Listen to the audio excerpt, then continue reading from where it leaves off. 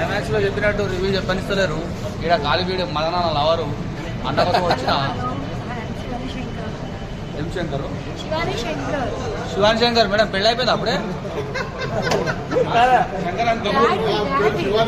డాడీయా కృతికా అంట. కాబట్టి ఇప్పుడు సినిమాలో ఏమేమి చేసింది మేడం? దిబిడే ఇద్దరు కిందనే చేసినా మేడం అందరూ చూడాలి అనుకుంటున్నాను. అందరూ చూడాలి అండ్ మీ బ్లెస్సింగ్స్ ఎప్పటికీ ఉండాలి మాకు. చూసి ప్రోత్సహించండి మూవీని.